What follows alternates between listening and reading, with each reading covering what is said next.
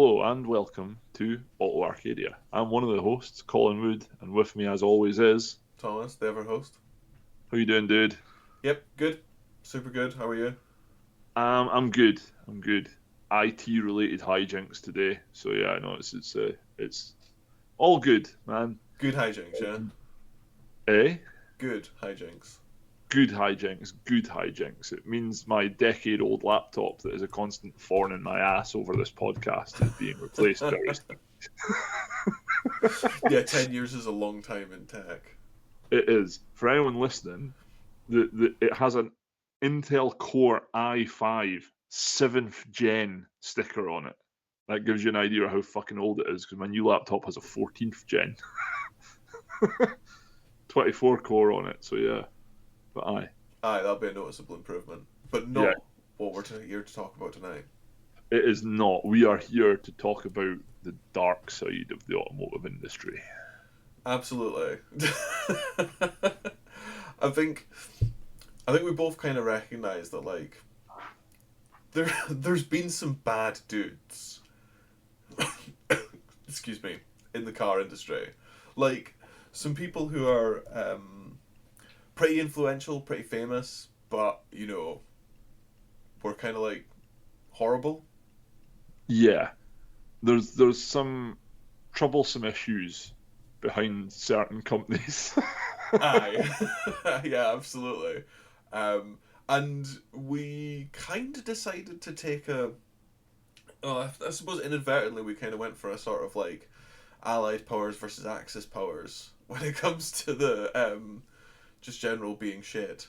We did. So I took Japan because JDMO, and I took Germany because, well, There's the two I plenty to was left say. with.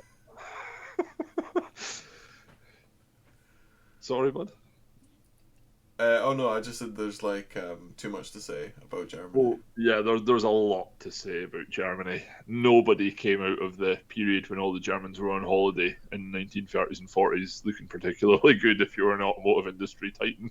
Yeah, yeah. And on the flip side, I went for, well, I was gonna do the UK and the US, but a lot of my examples are from the US. In fact, I would say all my examples are from the US because really couldn't think of that many people in the UK that have been like so core influential, and I couldn't really find that much dirt on any of the, um, the original guys that set up a lot of these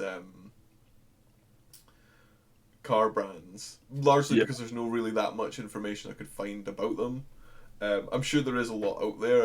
I couldn't find it. I hate the internet. It doesn't work. It's horrible. yeah. Do you know one of the big problems I had with this? There's so much AI. Oh yeah, fighting the AI's misinterpretation of what I was looking for has been a bit of a thorn for me. Yes, it is. Although I have to say, Copilot, such a system. Because I actually use Copilot quite a lot in my research and it works really well. Yeah, as long as you check the sources, Copilot has lied to me before. Yes, this is true. So yeah, I've got like a kind of a few examples, some big ones, some ones that I definitely spent more time on others. Put it that way. Yeah. So I'll tell you what I've got. So I've got like four examples from Japan and four examples from from Germany, which are like the sort of modern ones. And then I've got the ones from like sort of World War Two onwards, which is as you can expect. And then I've focused on two which I think are really fucking cool. So I've got like a German example and I've got a Japanese example slash French example um, Okay.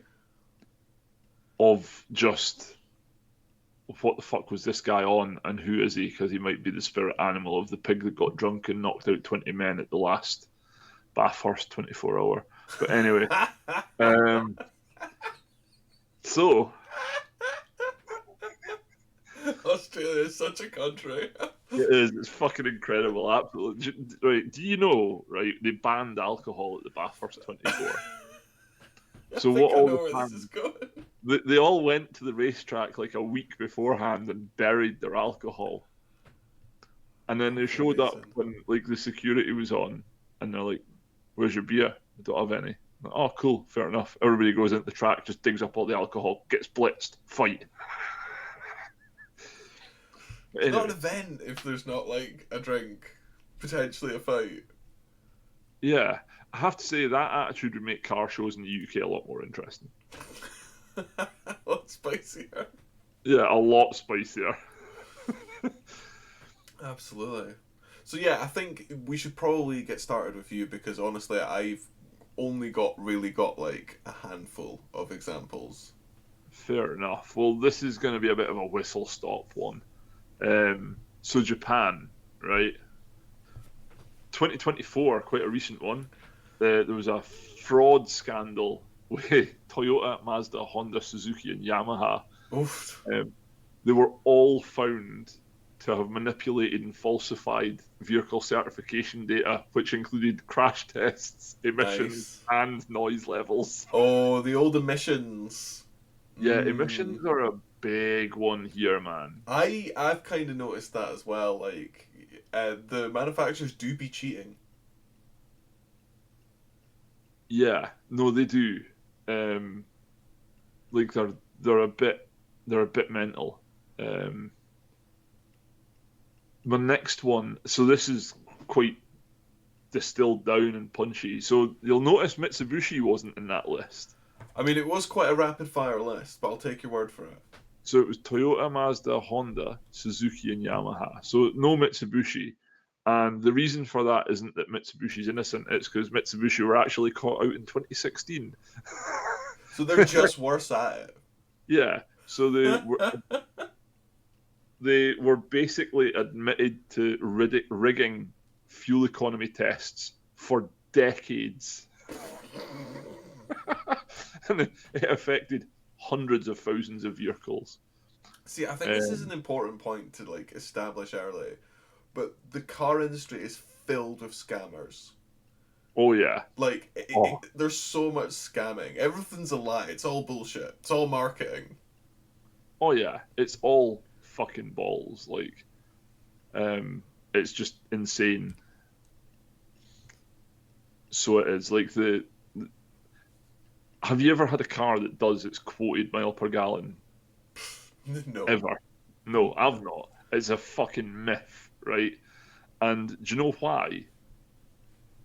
They don't do the tests under like the most perfect circumstances. They're in absolute perfect circumstances, and also they do the tests on a rolling road, which means there's no fucking air resistance. Yeah. Who, as a regulatory body, goes, yeah, yeah, that looks right. No air resistance. It's only a ton and a half car with like a 3 meter cross section on the front. It's not going to be affected by the air. Yeah, it's like the ideal of precision kind of like defeating the purpose a touch. But can you imagine, like, look at it another way. Can you imagine if it was so fucking insane? Like, if Boeing, well, that's a bad idea because Boeing don't have a very good record. Yeah, If for Airbus example. turned round to us and went, our planes are super fucking aerodynamic, and we're like, well, how did you test that in a wind tunnel? No, no, we don't test it with the wind. It's a fucking flying machine. It's the same idea. Yeah, totally. Yeah, I mean, agreed. The definitely the fuel economy and the emission stuff is just a load of bollocks. Yeah. And the annoying thing is, I prefer it if the company would lie and cheat here because it makes my fucking car tax cheaper. Yeah, that's so weird as well. But it's important for them to be able to hit their like particular carbon quotas if their cars are like significantly more efficient than they actually are. Yeah, precisely. But I mean, like some people just don't get done with it. Like Ferrari, for instance, they were like, "What's a good number?" They're like, "Oh, the lowest number is better." Okay, one, and nobody questioned it. Like Ferrari CO2 is perfectly fine. They don't need to make hybrids. But is it not to do with how like low volume Ferrari is? Yeah, it is, to be fair. Like, They're like an artisan producer of cars, whereas like VW or Toyota or something like that produce an, and I mean an absolute metric ton of them. yeah, that's it exactly. So like you totally understand why this stuff happens. Oh yeah, like I mean, the thing is as well, like if you're fudging your fuel economy tests for decades, right, and it's Mm-hmm. hundreds of thousands of vehicles that's affecting, we're not talking like a couple of million quid difference. We're talking tens, potentially hundreds of millions of pounds, dollars, rupees, whatever you want. Yeah, In the extra cost, and they'll be less fuel efficient, and they'll have a larger carbon footprint as a result because they'll use more fuel. So it's like this big lie we're all just trying to tell ourselves and each other that like, oh, the emissions are low and everything like that. It's like it's all just a big artifice. yeah, We're it's bollocks. totally denying reality. We're just like, oh, yeah, reduce the emissions a bit. Like it's wild. Yeah, it really is insane. But people buy it though. That's the thing. Like people fall for it. Like if it wasn't for Dieselgate with Volkswagen, which I'm going to get onto in a minute, but like Dieselgate was behind everyone buying a Volkswagen because everyone was buying a Volkswagen because every single diesel Volkswagen in the 2010s cost 20 quid a year of fucking road tax.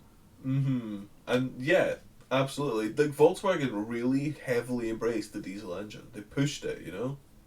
Yeah, and then when they were like, "Oh, we can't make this fucking agricultural tractor thing work very well," they're like, "We'll just cheat."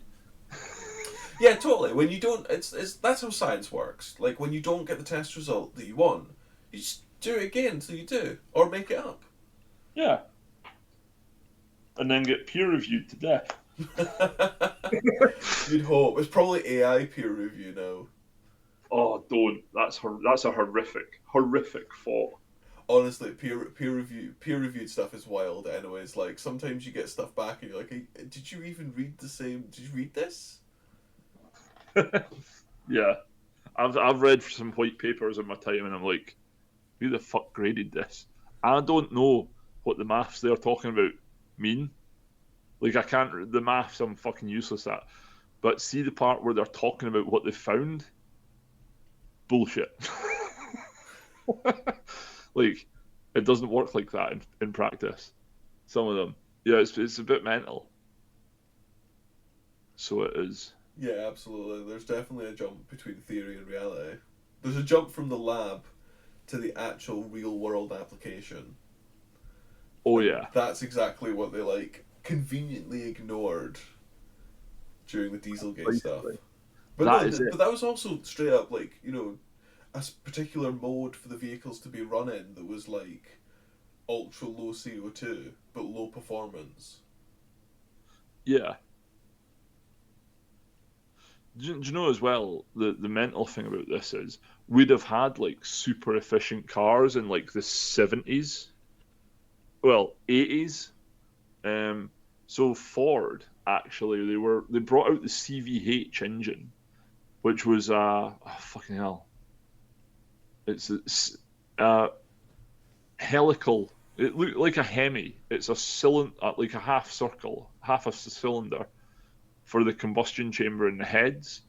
And the whole idea behind it was to go for a super lean running engine, which is like what direct injection petrols are now. Um, but they fucking ruined it because they mandated that you had to have catalytic converters on your engines and exhausts, and they couldn't make catalytic converters work with the ultra lean running at the time. So they had to kibosh the idea. But I mean, you'd literally from like 1983, for example, you'd have had Ford Escorts and Ford Fiestas that were doing like 60, 70 mile to the gallon off the back of this development. Everyone would have been scrambling to catch up, and it would have slingshotted petrol engine development forward decades. Like legitimate, like a 25, 30-year advancement overnight, and it was destroyed by politicians thinking they could do better than engineers. Like, you probably wouldn't ever have had like the rise of diesels if the catalytic converter was not introduced. So you probably wouldn't have had the rise in privately owned diesels that we saw in the 2000s, which means you wouldn't have like cancer epidemics and massive issues with air quality in cities the same now, and you would have used literally half the fuel between then and now when you're talking about petrol engines, because your mile per gallon would have like doubled overnight, and all the advancement, like the what a development to increase emissions regulations is arguably the most damaging thing that ever happened in terms of emissions. It's insane.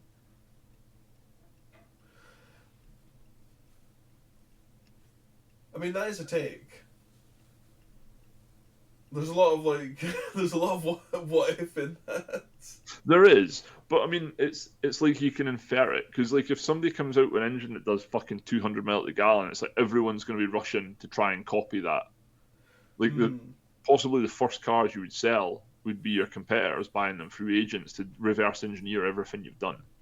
Yeah, I mean the Ford, was it helical? Did you say the helical engine? Was that not meant to run quite rough though? No, the CVH engine. No, it was Yeah, in the XR3i. Like, I actually owned one of them. It was a fantastic engine. It was super fuel efficient for what it was. fair enough. But it wasn't running like super lean, which is what they designed it to do. But yeah, sorry, I'm totally sidetracking us. I'm fucking miles away. Talking about cars from a different continent. Yeah, um, absolutely. I oh, find it really interesting that Dieselgate comes up because I, unrelated to what we were doing, read recently what I like a European kind of research body have produced like their kind of findings on the actual real world CO2 reduction of partial hybrid electric vehicles, right. and it's way worse than the manufacturer's state. Like, they've been kind of like, they're kind of framing it as, is this the next big emissions scandal? The fact that these plug-in hybrids do nowhere near the CO2 reduction that they're claimed to. And like, there was just kind of a little bit that the official figures say it's about 75% less CO2 than equivalent petrol, but their like actual real world testing got it to 19% less. Wow. So like, that's a huge difference. And like, when they're doing the testing, the manufacturers assume an 84% battery usage, Yeah. while in the field they found that it was actually about 27%. That's fucking wild, man. Like, Yeah, like, yeah. yeah. It's really it. Nothing surprises me anymore. I know Nothing. that's the problem. You're just totally and utterly desensitized to the bullshit because everything's bullshit. Like, most grifty kind of economy. Yeah, it's nothing at all. It's like if somebody turned around to me and was like, "Did you know that they didn't actually lie about any of their products?" That would floor me more than somebody saying, "This car company's talking bollocks." I'm like, I'm fucking fully aware that that car company's talking bollocks, mate. Yeah. um, yeah, man. So, well, I'm gonna pull it back. So, um, the Mitsubishi fuel economy falsification thing, Oh yeah, of course. it tanked Mitsubishi's share price, and Nissan acquired a controlling stake in the company because of it. But I'm going to park that there and pick that up in a little minute. So, Interesting. I know there's a lot of drama that goes on between the Japanese car manufacturers. Oh, just wait. Like, there's a man who is just incredible in this. Just the last point on the Japan ones to tickle the second last point. Takata, the airbag catastrophe. Now, Oh, I actually, remember this. Yeah, totally. so they're a supplier to the pretty much all of the Japanese OEMs, right? Mm. And they also make the most amazing harnesses. Takata harnesses are class, dark green, but they look cool as fuck. But defective airbags, they're used by almost all of the Japanese manufacturers, and it led to the largest automotive recall in history. So, for anyone that doesn't know, your airbags have what you call a squig in it, and the squig is like an explosive pellet. And when it goes off, it basically punctures a CO2 cartridge, essentially, which then inflates the airbag in front of you. But what they were finding was there was small fragments and slivers of metal getting into the airbags. So when the airbags went off, it was essentially like having a fucking claymore mine go off in front of you. Oh my god.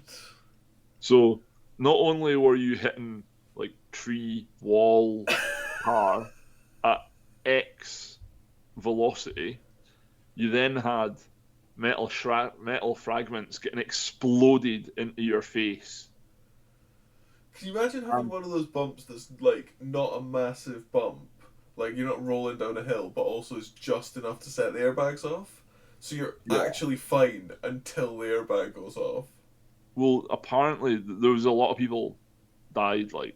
There was also a lot of people got in a lot of shit because there was executives accused of covering up the defects for years. Oh. And to give you an idea of this, so my first IS 250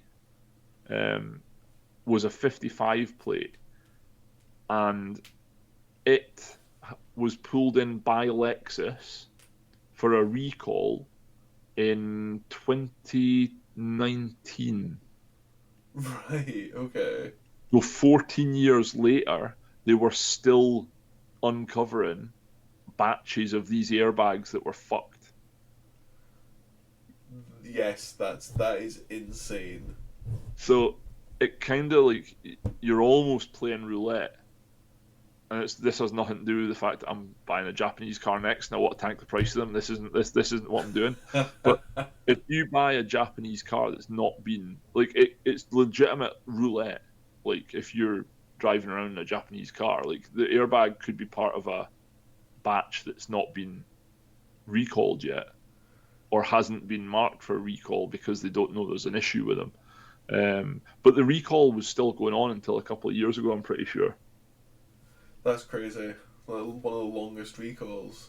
That's insane. Like it was billions as well. Like Takata would have failed to exist if it went on for much longer. Like, Yeah, absolutely. I and mean, you could kind of argue that they don't deserve to exist, considering their airbags, like kind of like one of the few products they're selling. yeah, and they had one job and they fucked it up. Yeah, I know. Yeah, when you're supplying one product to the entire Japanese car industry, you make sure it's you make sure it fucking works. Precisely, Is it not a bit embarrassing?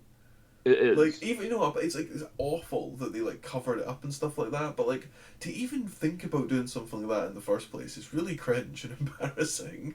It is. But do you know the thing that gets away from me and the thing that people don't get is I don't actually understand how it fucking happened. Because the reason, like, you go to Japan, right, and you meet somebody that makes coffee, like a barista, like, they're only interested in making coffee as well as they can make it. Do you know what I mean? Like, their attitude to stuff is like, don't even fucking bother doing it unless you're going to do as good a job as humanly possible.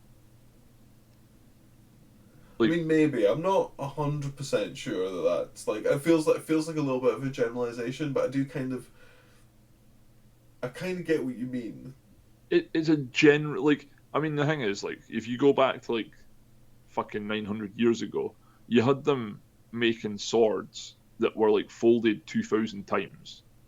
Like, that sort of Yeah, metallurgy and there's like craftsmanship was nowhere for fucking centuries after that. Like, it didn't exist in the rest of the world. Like, you have people that are so, the engineering prowess is such, even at an early time like that. How the fuck did it get to that, you know? But that's a generalization, but it kind of pickles my brain a wee bit. feels like it's the classic, the good old friend greed. It does actually. It's funny that. Probably greed. Yeah. Um, Do you know that there was a similar kind of thing happened like in America? You know, with like obviously like, the Ford Pinto and the exploding fuel tank at the back, where like I think it was some of the very earlier ones did have the quirk that the rear bumper brace kind of could be pushed into the fuel tank and cause ignition. Um, and like that was kind of a big scandal. I think it was that was the big scandal because Ford knew about it and they decided that it would cost them less in lawsuits for the times it happened than to actually just recall all the cars and fix it. yeah, But they did subsequently fix it on the later models. yeah, because the cost to recall was more, sorry, than the lawsuits. Yeah, absolutely. But like it fucking should be a lot to recall them. Like it's your responsibility. Like you caused the problem. If you don't want to have to recall the cars, don't make them dangerous. When you Yeah, find something out, you're like, oh, that's potentially very dangerous. Don't just be like, nah, it'll be fine. Didn't worry about it. Fix it. Because there was also that. I think it was Ford and Bridgestone. There was the exploding tires for right. like it was I like didn't know about one of the Ford vehicles. Oh, Firestone, not Bridgestone. My apologies. It was Ford and Firestone, that. Right. and essentially the tires. I think they blew out at high speed, and loads of people died because of like Really? freeway blowouts. Yeah. No, a tire blowing out's a mental thing. Like, that's not something you want to happen on the regular. Oh wait, sorry. It's the tire treads. The treads on the tire separated in high temperatures.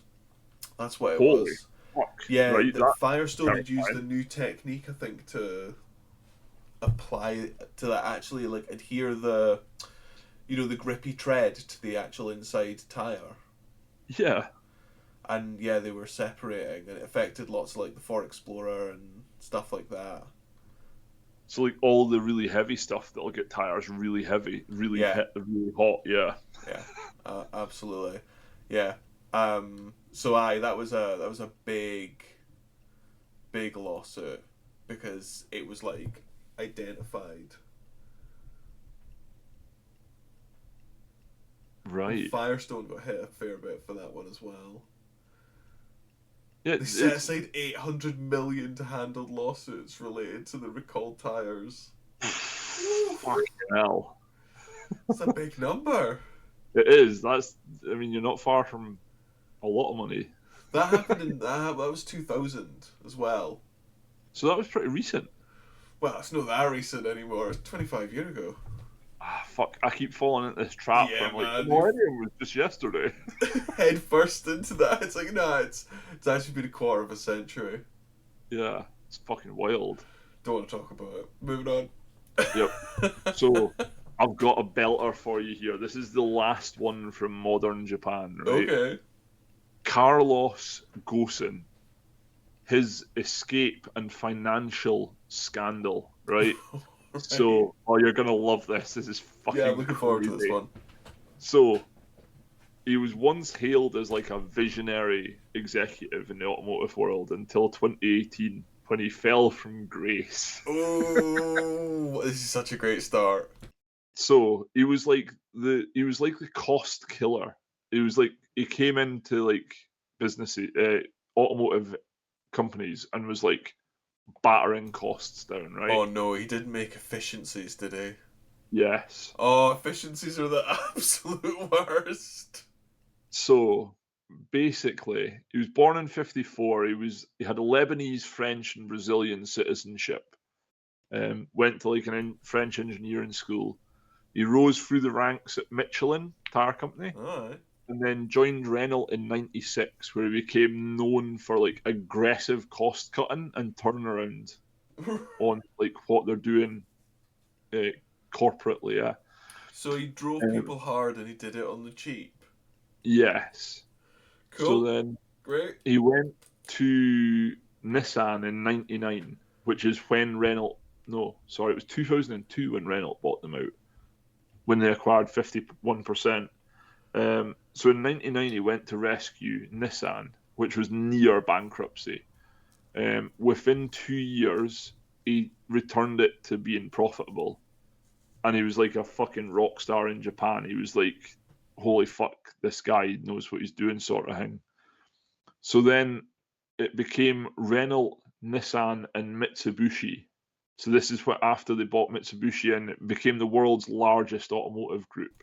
Do you know what the name of the automotive group was? Um, it fuck no, I can't remember actually. I think it was referred to as Renault, Nissan, Mitsubishi, like as an alliance. Alright, They okay. were they all remained individual companies, but Renault had a controlling share in Nissan, and Nissan had a controlling share in Mitsubishi. Oh no. Okay. So it was Like, like Russian dolls yeah, for like car Russian companies. nesting dolls. Yeah, okay. And then it happened, okay? So in Ominous. November 2018, Gozin was arrested in Japan for allegedly, in air quotes. So he underreported his income by tens of millions of dollars. He was using company funds for like personal expenses. So like he was buying luxury homes, having big massive parties, all the cars, everything, like just living it up on company money. He Nice. shifted all of his personal investment losses into Nissan during the 2008 financial crisis. So like this is like Wow, that's really bold. that's ballsy, like, but it was like legitimately it was like this is and like an ongoing thing. So like this was in 2008, and it's 2018 he was caught. Yeah. Um, so Nissan insiders were reported to be orchestrating and he's down to like have orchestrated his downfall to prevent a full merger with Renault, which he was pushing for. So it would have totally done away with Nissan. Like Nissan would have became part of Renault instead of Renault just having a controlling share. Alright. Um, so he was given house arrest. So he got In months of, Japan. in Japan. So he had months of detention and then went on to house arrest. And then he escaped in December 2019. He hid inside a musical instrument, like the like what the bands ship, like drum cases in the big air cargo boxes. Aye, totally. So he was in one of those, and he got smuggled onto a private jet, and he fled to Lebanon, where he has citizenship, and Lebanon has no extradition treaty with Japan, and it was like it's been the subject of documentaries and books, all sorts of shit. Like it was a big deal. I did Um, not know about this. I was amazed. I hadn't heard of it before I started looking into this, and I was like, "This is fucking incredible." Um, so he remains in Lebanon currently, fighting legal battles in both France and Japan. Nice. He maintains he's innocent and calls it a corporate conspiracy. Um, but Well, you would, wouldn't you? yeah,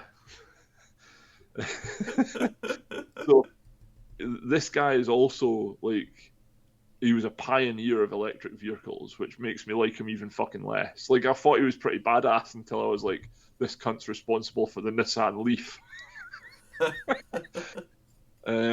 And he himself has said he was like, my leadership style was bold and centralized, and pretty much everyone that ever worked with him said it fostered like a lack of transparency. Like he wanted shadows to work in all the time, and his power was just totally unchecked. Wow. Yeah. So yeah, that was Carlos Ghosn. Fair enough. It's nice to know they're still at it. Everyone's still trying to grift in the car industry. Yeah, it's nice to know, like, isn't it? Oh my god, that's amazing. I honestly can't believe I had no idea about that. That's great. It's fucking incredible. I'll quickly batter through the modern German ones because they're all Volkswagen, Audi, and Porsche in emissions issues, like with Dieselgate. Um, Mm, although it's quite interesting because Audi executives they actually faced criminal charges over it because Audi engineers were like the most deeply involved in developing the cheating software. really? Oh, I didn't know Yeah, that. like they were properly like fucking. They were like lead, almost peak of like the actual cheating. And the scandal cost Volkswagen over $30 billion. Um, and Porsche was dragged into it as well. But I mean, they're all one in the one. I And would be BM, curious to know what their net profit or loss on the whole thing is, if you know what I mean. well, apparently the cost it cost the company over 30 billion. So I mean, But is that in just like, oh, these are the outgoing costs of it, or is that yeah, like taking into no, account what they made from the cars? no, it won't be taking that into. This is like outward cost. Ah, exactly. I'd be curious to know what the difference is between like what they made on the cars, you know, and then what they've had to pay in fines and stuff like that. You know, I mean, it cost them over 30 billion, and I don't think they'd have been too upset about it. They'd have been like, yeah, sure, have it. Ken, one of the biggest automotive conglomerates on the planet. So I mean, if it cost them 30 billion, and they were like, just pay it, like they've made more than that easily. And I've only got one for BMW in the modern age. So BMW and Daimler, they had collusion allegations. So they were investigated by the EU. For collusion. Yeah. So they investigated by the EU for allegedly, not attempting, but allegedly delaying clean emissions technologies. So they got fines, but the fines were reduced.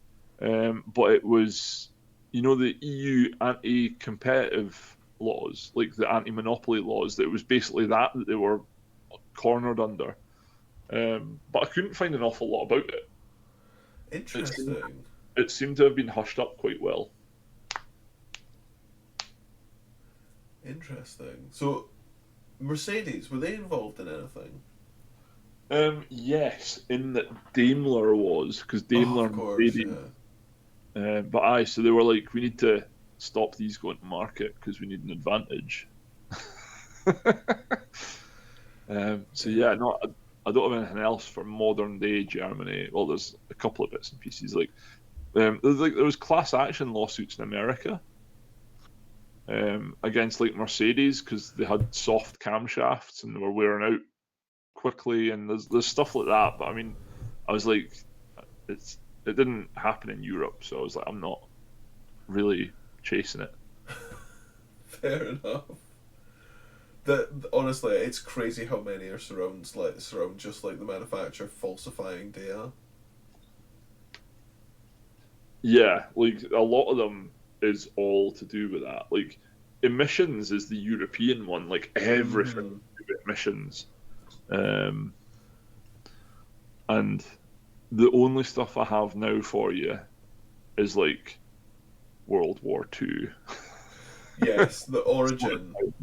But I'll let you run because I've talked for like 45 minutes now on Japanese and German dark side. So Yeah, well, I mean, contemporary villains. I mean, there is really no one you have to look further than Elon, is there? ooh, yeah, Like, I mean, he is kind of the face of Tesla, which do you know what is really fucking annoying as well because he didn't. It's not his company, if you know what I mean. Originally, he didn't come up with like the Tesla or anything like that. He's not. He has no engineering acumen. He's not like a creator of anything. He's like a rich kid that invested and became the majority shareholder of an existing company. yeah, Like this is what he does: is he buys the company. He has so many shit ideas that he just like spaffs off into the world. Um, that like he's very poor. Like there's not a lot to like about Elon Musk, and he's the world's richest fucking man. yeah, Like like I think there's a lot of problems with like Teslas and stuff like that. Like there's, and a lot of it stems from like who Musk is because when he took control of that company, parking aside all the other awful stuff that he's kind of like doing and focusing on like Tesla and stuff like that, like you know he like he was quoted to be like, oh, we like to hire young people with no obligations, so like young men, and like they would work them really really hard, like 80-hour work weeks on their staff, and like they'd wonder why like build quality was always quite poor on the early Teslas and stuff like that, because he was like absolutely driving his workers. He's like kind of like also known for like being very anti-union, like yeah. threatening workers like taking away their share options if they were to unionize and stuff like that, and like the way that he wields the Tesla share price and like the value like kind of like a bit of a club because it's incredibly overvalued. Oh yeah, like there's I don't know of anyone like whose companies garner well actually Volkswagen Audi Group, but like it's almost like a cult, you know. It's very much the iPhone of the automotive world, you know. Yeah, absolutely. So yeah, like he's just the thing with Elon Musk is like it's really annoying that he's been so influential in the car industry. And like that, to be fair, right, I do believe that if it hadn't been Tesla, it would have been another electric car company. Like it was the right time for people to really start seriously talking about electric cars. He just like helped package it as like quite effectively like a product like the iPhone, Yeah. and it kind of got there first. It's not like the idea was particularly revolutionary in any particular way either, was it? No, I mean like I'm pretty sure you had electric cars before you had internal combustion cars, to be fair. I think you did. Yeah, those very early kind of like Porsche electric cars. Yeah. So aye, like he's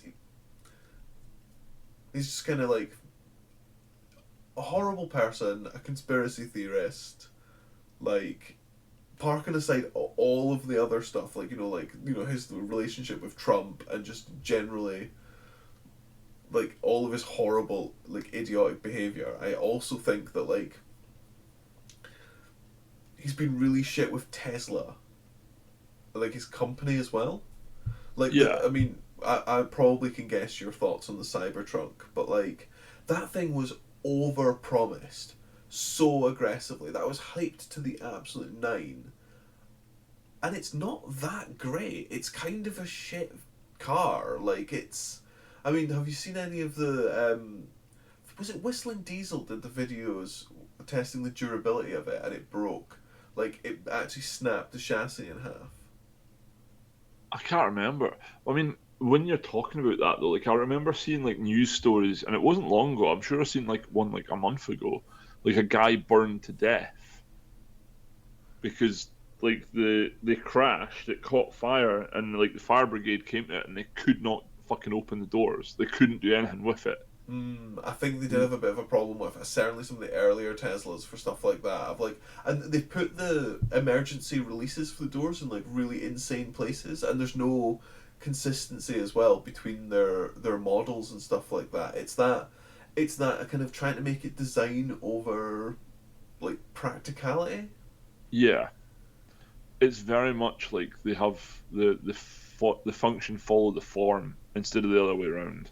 Absolutely, and like there was a lot of news stories of people getting trapped in Teslas because they just they couldn't get out because it's stupid electric doors. Yeah. Well, I mean, like, yeah, it's just not a great idea. Um, I'm not a fan of electric doors or Teslas, to be fair. But no, electric doors never struck me as something nice.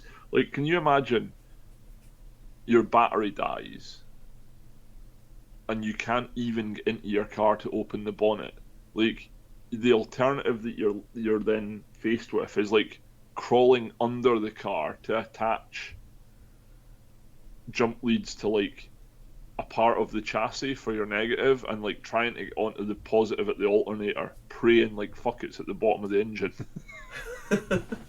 Yeah, I mean, I've had experience with a car with an electric boot that didn't work anymore because the TT I had the boot never really worked properly. It worked intermittently. And that one had honestly quite a convenient manual release, but it did involve taking bits of trim off from the center. What do you call the bit where the gear stick and the handbrake live? That center kind of. Oh, the center console. But I've always thought the center console was more like the actual bit that you interface on the dash with.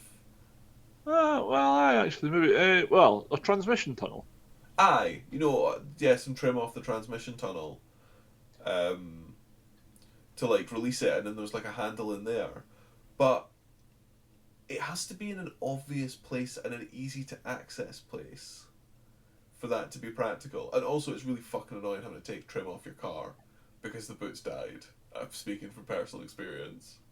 Yeah, like that would get old very Yeah, quickly. it's not like the most kind of, I don't know, suave or glamorous thing you have to do.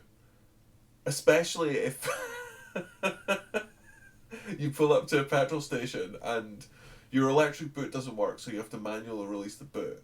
And then your filler cap release doesn't work either, so you have to manually like undo that one, which is in the boot, Yeah, which is why you need to open the boot in the first place.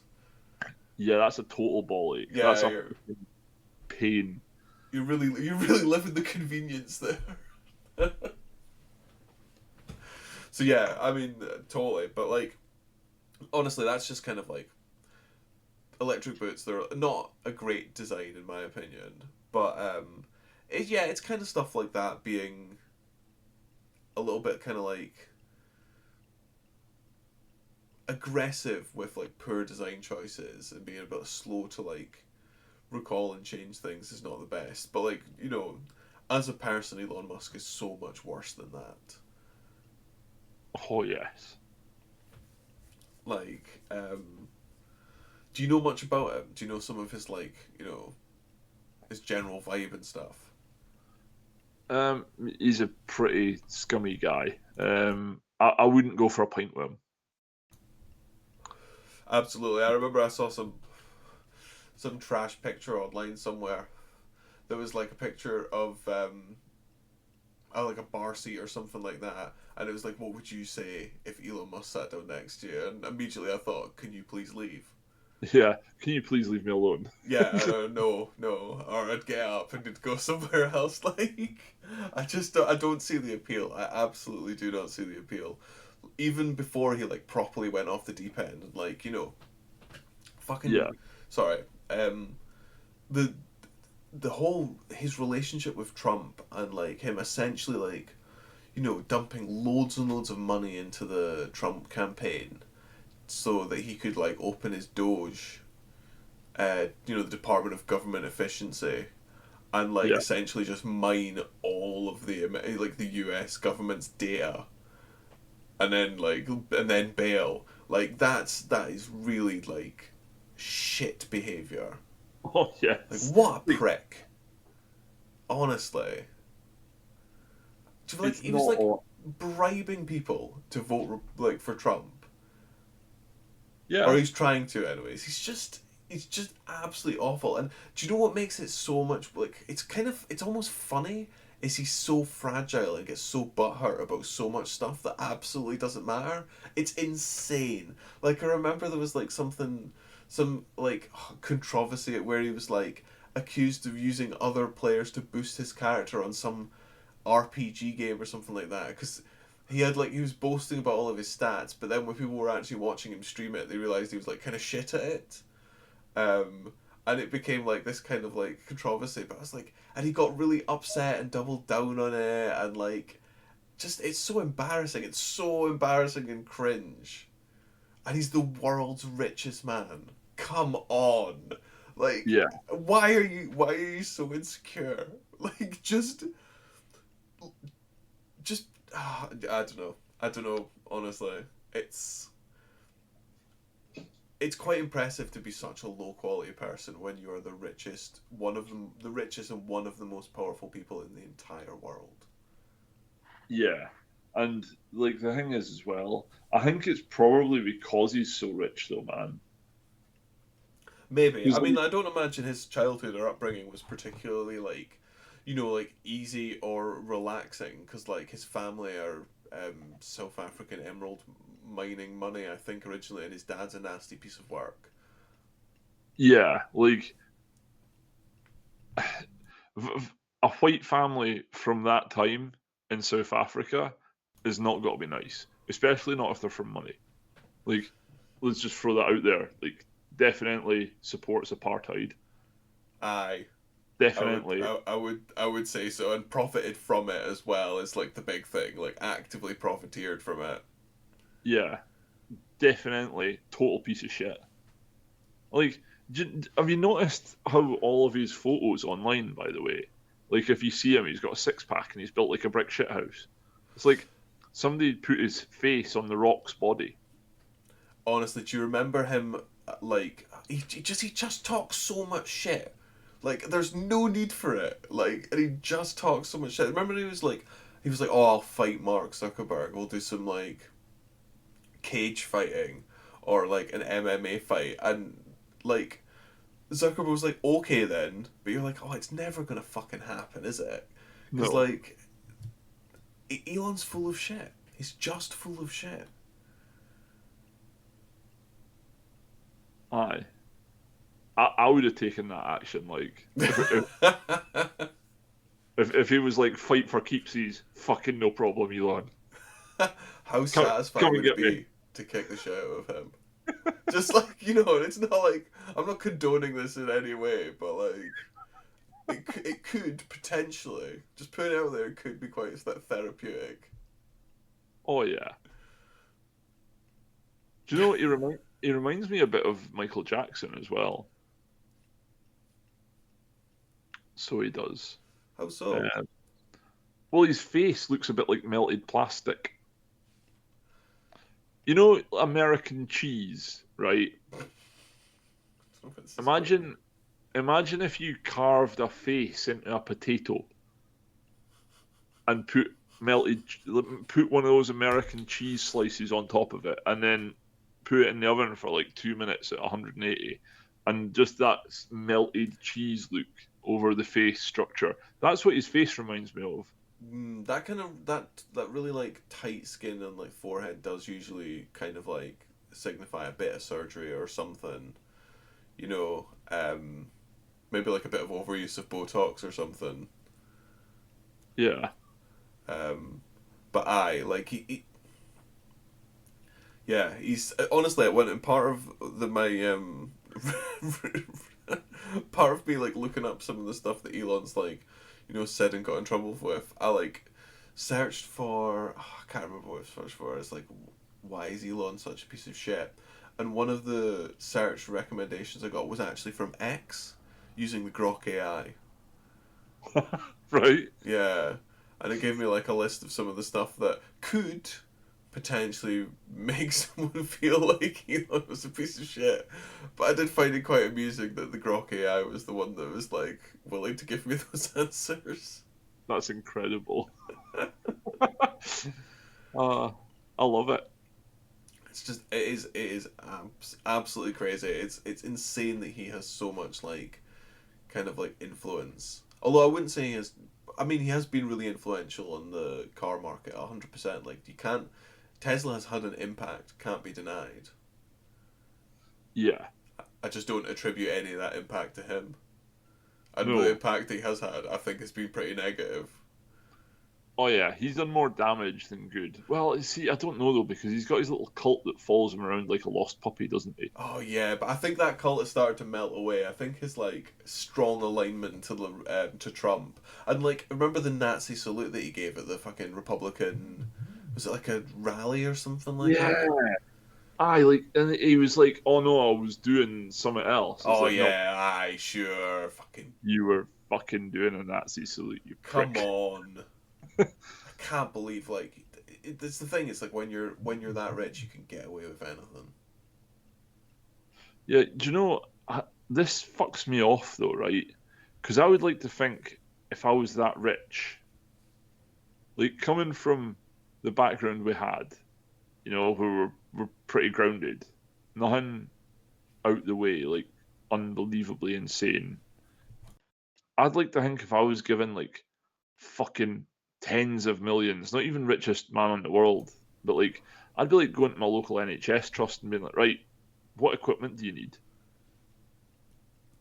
Like, buy it for them.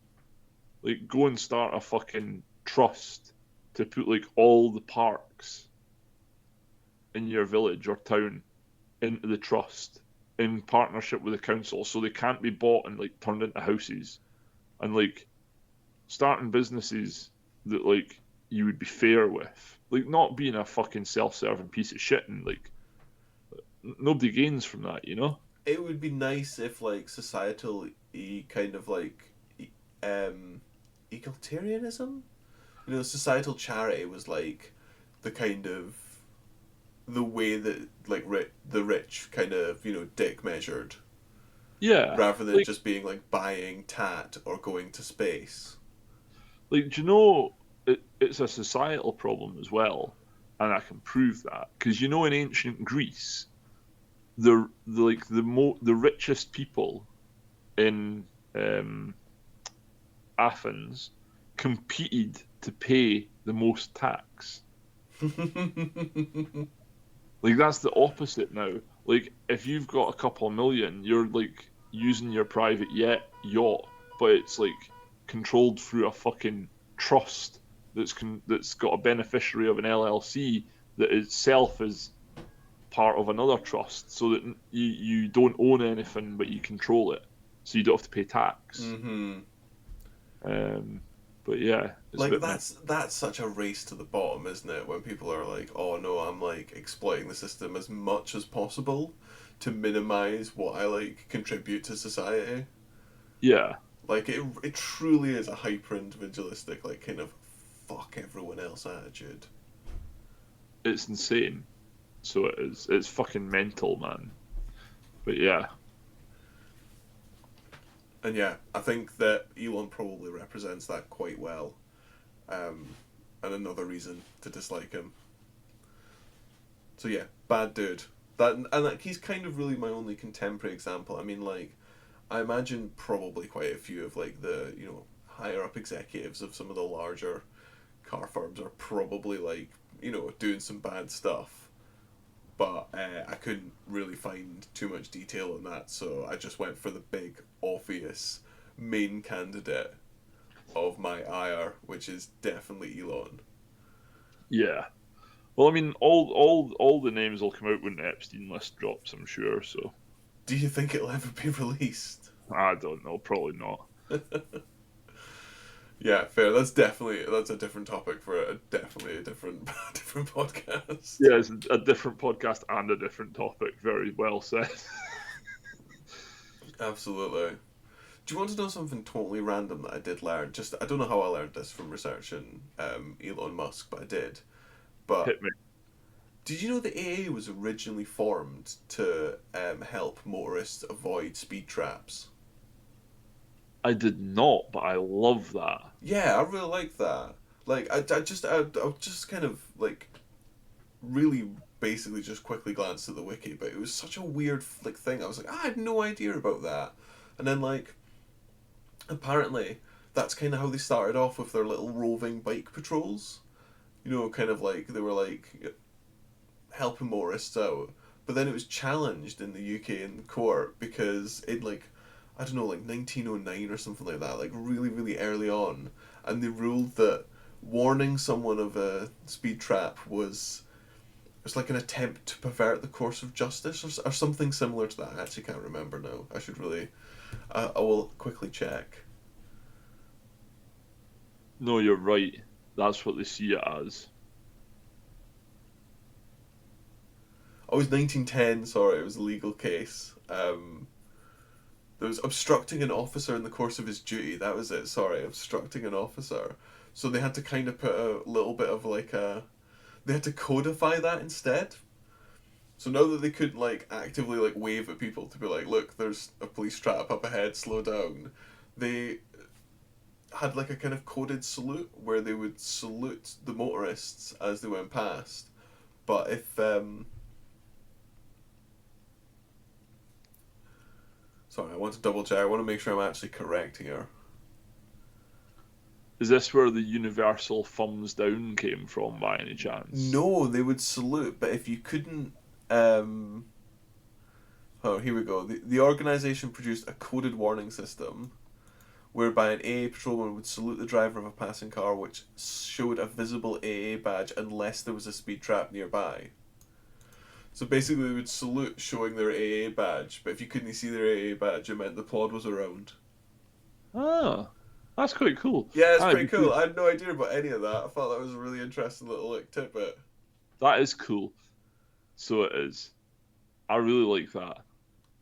Yeah, The AA's really changed since its inception. it has. It was maybe more of a more fun organization back in the day. Now they just like really take fucking ages to come and see you when you call them. Yes. I also calling the AA is a total faff as well because like I think the first thing they asked you for is your membership number, but like I've never like got the card on me. I've no idea where my membership number is. You know, I've never had breakdown cover. I can imagine you would never have had breakdown cover. Yeah, that doesn't surprise me. I've never had it. Neither I have. I've used it twice as well. Really? Yeah, once was for a friend's car where it overheated, warped the block, and we were kind of left very much stopped on a roundabout. And then once for my TT when the rear, like the lower suspension arm, just kind of like just decided to Fell not be off. connected anymore. And I mean that was such a frustrating experience because I called them up and I was like, it's gonna need like a flatbed, like you know. It's 100% gonna need a flatbed. It's not like oh you'll fix it on the roadside, but they're like, no, we send out the van. So I was like, okay. So they sent the van out. It took ages to arrive, and then the van guy came and was like, yeah, it's gonna need a flatbed. It's like, good, agreed. Yeah. I wish we could have got here faster. And then they're like, oh, we'll send out a flatbed, and the flatbed took such a long time to arrive as well. Oh, it was brutal. It's like 5 hours, I think. Maybe more than that, actually. Oh no, that's no. You've fuck that. Yeah, I'd have fucking cable tied the cunt on and drove home. I think it was a touch beyond cable tie. It was it was very fucked. Tom, you underestimate how far gaffer tape and cable ties can get you. uh, Maybe a no, man. clamp. Maybe a clamp would have done it. Or a bungee cord. I do not underestimate bungee cords. Fair play. Yeah. A bodge would have got you there, though. Yeah. Maybe. But I mean Maybe. it was handy for the free recovery, put it that way.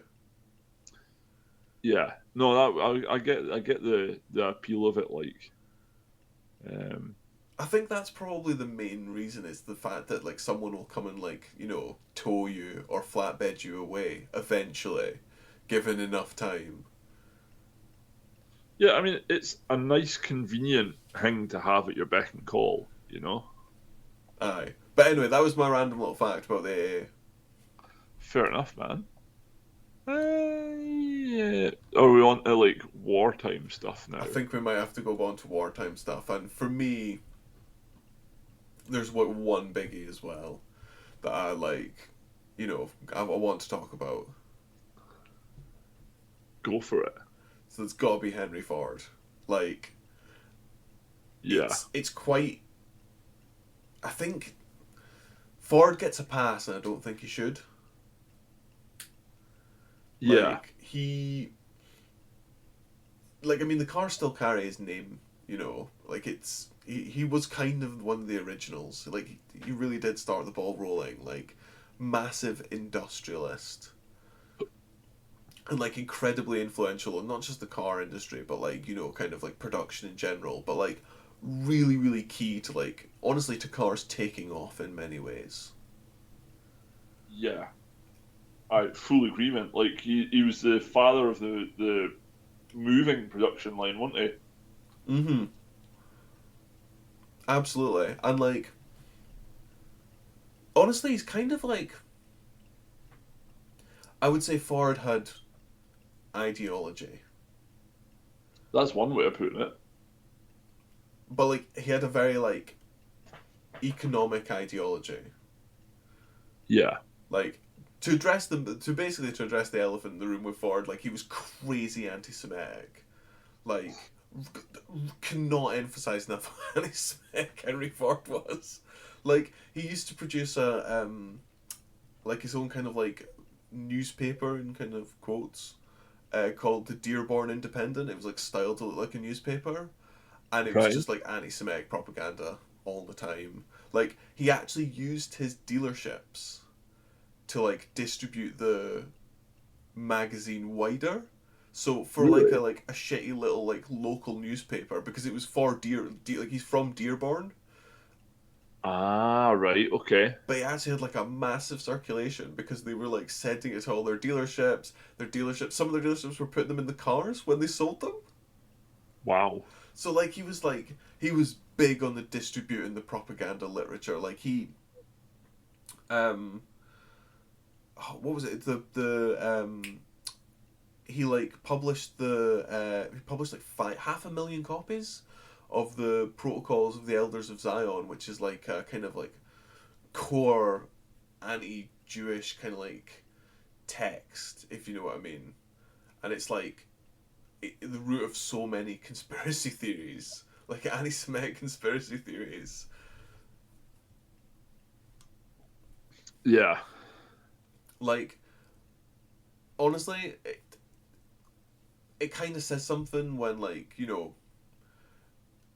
Ford was the only American that Hitler praised. Yeah. Like, wait, hold on. There was this one quote that I like. I really hope I recorded it, but it was like when like Hitler kind of like admired Henry Ford.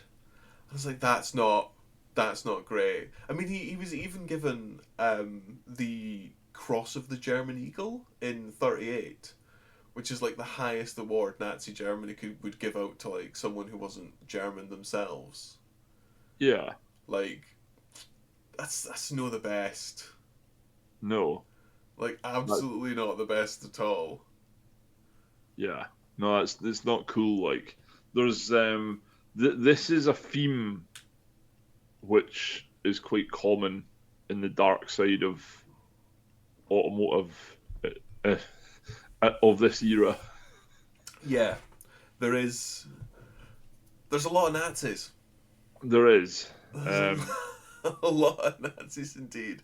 I mean, like Ford is interested because he's like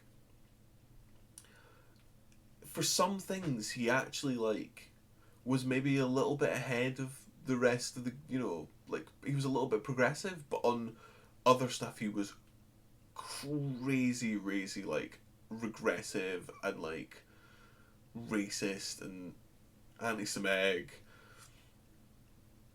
like ultra right wing. Totally, but he did. Okay, I think he was accidentally progressive actually, because he did stuff like um, pay his workers quite a lot. Like he paid good wages when he set up the forward plans, and he also reduced the working week from like 6 days to 5 days to a 40-hour week. Right. And like he liked to try and incentivize what he believed to be like good standards in his employees, and Yeah. this is where it starts to get like kind of fashy, to be honest. Okay. Where he's like, he like disapproved of, like kind of like smoking and drinking and gambling and prostitution and all of that stuff.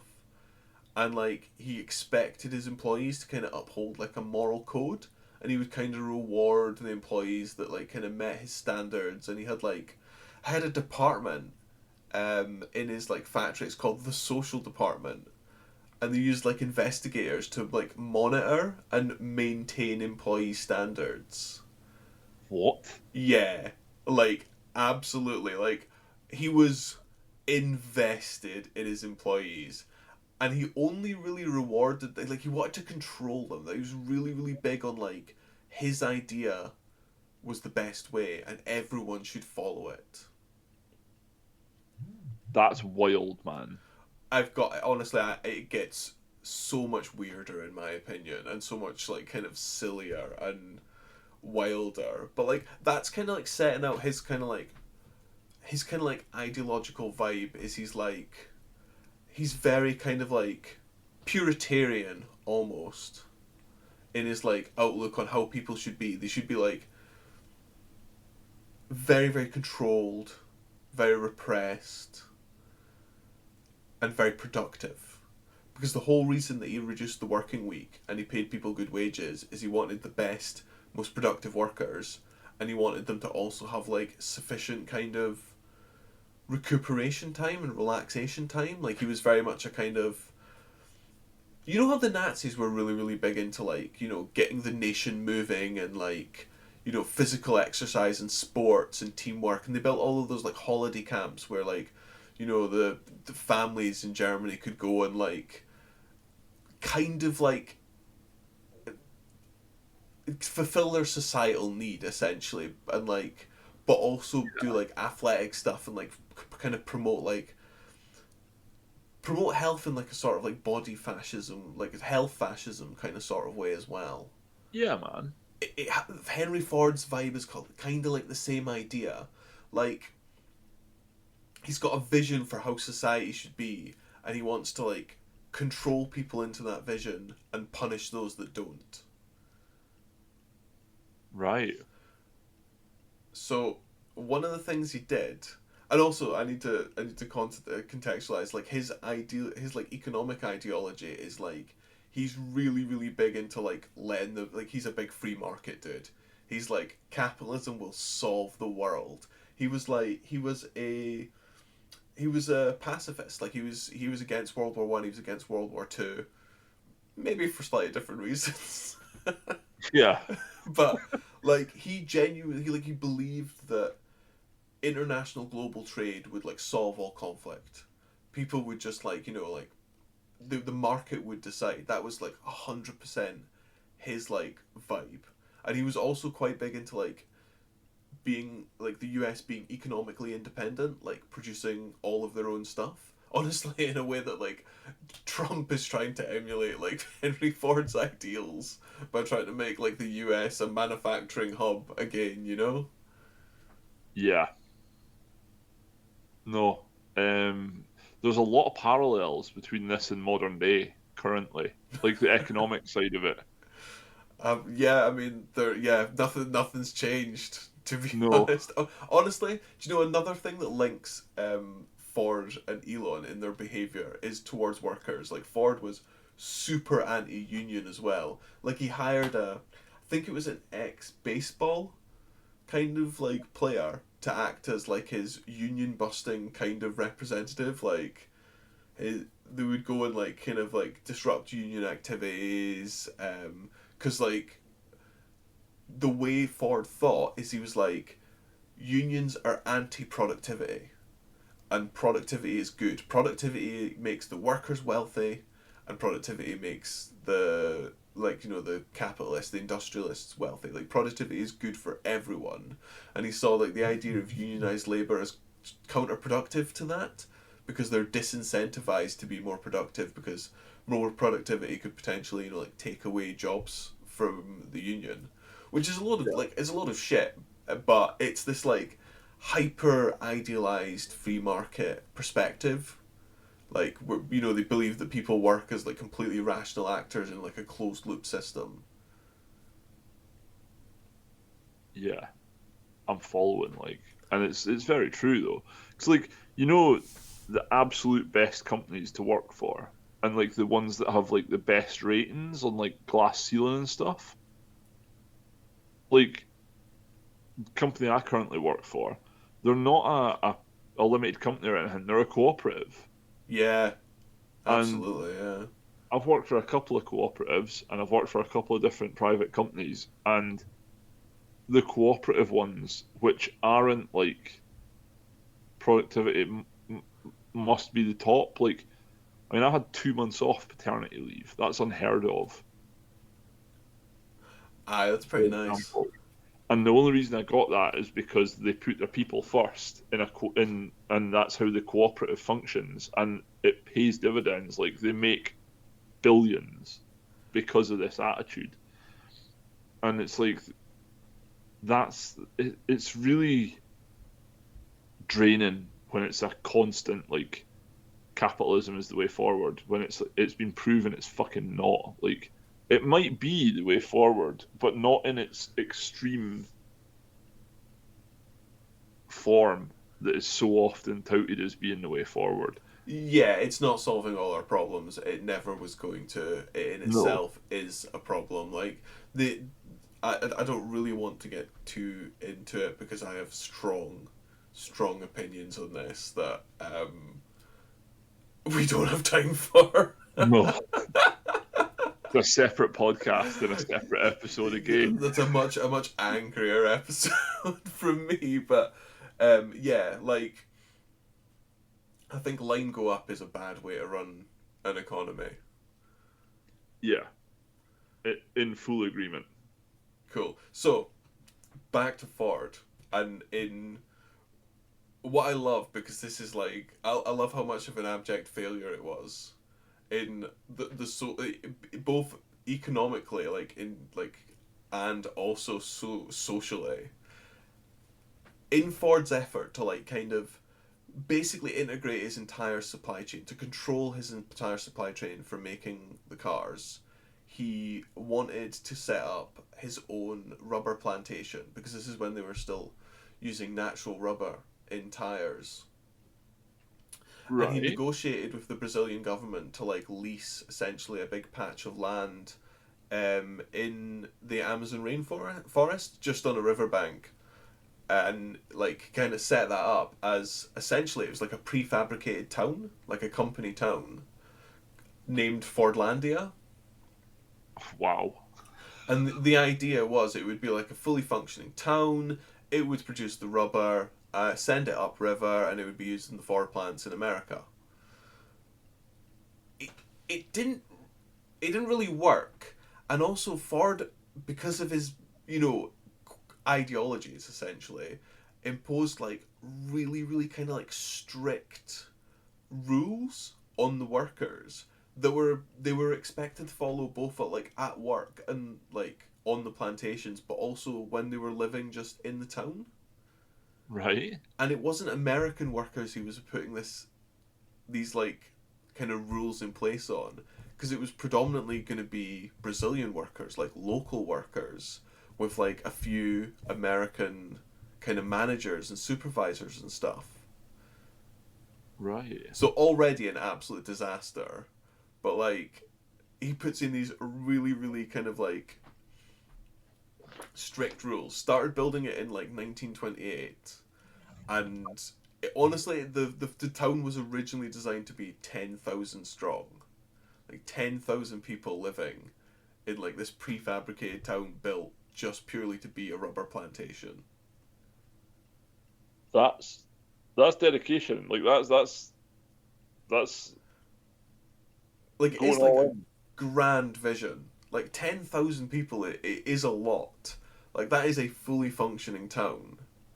But like he wanted to impose his ideology on it. So like it was going to be like segregated living. So all of the local workers would be separated from the American workers who were staying there. There would be a little American village in it.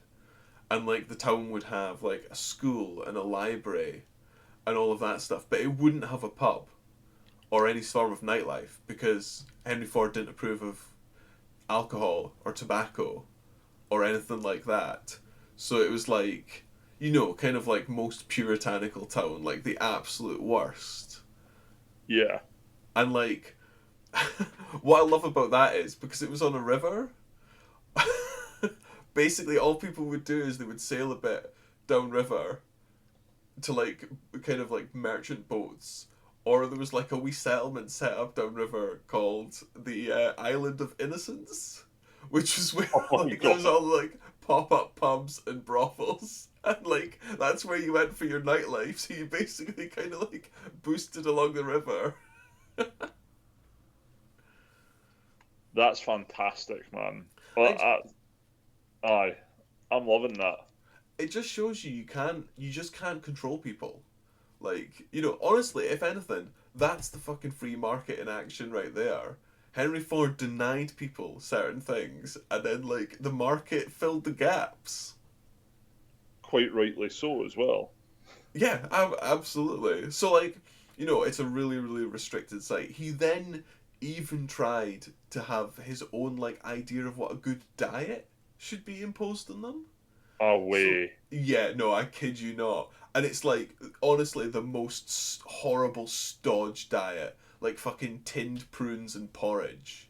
And we're talking about we're in like the we're in the Amazonian rainforest. Like, what are you on, man? Yeah. No. Rich people, it doesn't seem to matter what period in time they're from. They lack a sense of realism. Absolutely oblivious. So, kind of as you can imagine, right? Tensions were a bit high in in Fordlandia because it's basically a handful of American managers trying to implement these batshit insane rules from Henry Ford on like the local population, and also like business wise it failed as well because the American guys had no idea how to actually plant and cultivate the rubber trees to get it to Right. actually like grow. They planted them all really really close together, and they all kind of like kind of like sucked life away from one another and failed. Yeah. So like they had no idea what they were doing. But on top of that, they tried to implement these mad social kind of like rules on the local population. And in 1930, the locals had enough, revolted, took over the town, and then the Brazilian military had to come in. Like they chased all of the Ford guys out of town. Like literally, like took over the whole place for themselves, and then the Brazilian military had to rock up and negotiate with the workers. And do you know what they negotiated for? What? Not having to eat Henry Ford's insane diet to Wow. be able to eat whatever they wanted. It's just Hey, absolutely insane. do you know what though? That makes sense, right? Because if you you'll put up with a lot of shit if you've got good food, you know? Do you know what? There actually might be something in that. It does wear you down eating the same stuff, especially if you hate it, and it's just no nice. Yeah. Like there's a reason like see like you go offshore and stuff. Or like to FIFO in Australia where the mines are in the centre of the continent. Mm. Like there's a reason the food is fucking incredible because it's such a big thing for morale. Yeah, they do put a bit of effort into that. Like, Yeah. No, I totally get that. That would put me over the edge if somebody was like, "You have to eat porridge and prunes," but oh, fucking what? No drinking, no smoking, porridge and prunes. No, Yeah, no that's the only thanks. answer. So basically that town failed, because they just like kind of absolutely fucked it. And do you want to know the wildest thing about what happened next? What's that? They tried it again. Fucking really? Wow. Yeah, That's commitment to the cause. they Like, picked a new location and tried again, but happily, uh, basically synthetic rubber was invented and made natural rubber totally irrelevant. So the second there was no point. The second one just kind of like it never really supplied anything. fair enough. Gotta love it. What a great story. So Henry Ford, like not always the savviest industrialist. No. The thing is, like, that would have been a really good idea if it wasn't for his batshit crazy fucking Yeah, I mean, it's not never really a ideology. great idea to slap a big factory down, and then like only employ the local workforce managed by like yourselves. It always creates a bit of friction, but like imposing an insane kind of society on top of that people have to live in is just so naive. It's totally asking for trouble. Yeah, that's insane. There's no other way to describe it. It's just fucking mental. So yeah, there's my little kind of like that's one of my favorite Henry Ford stories. Like just insane. Yeah. Um. Well, I'm gonna ratchet it up a bit Yeah, with I the feel this is going to get a little bit more German and Nazi. yeah. So I'm gonna start with the least controversial one. So BMW. Okay. Um. So BMW actually, I say they had the least impact from this, but they manufactured aircraft engines for the Luftwaffe. hmm Um, but quite a big issue they had was slave labour from concentration camps, um, which was quite heavily used to and to support the company.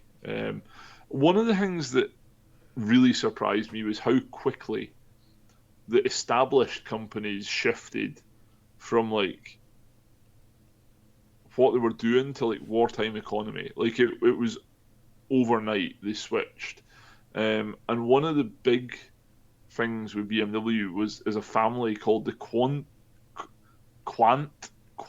family. It's got a Okay. silent E at the end, so it throws my pronunciation off. So they're like major BMW shareholders. Um, Right.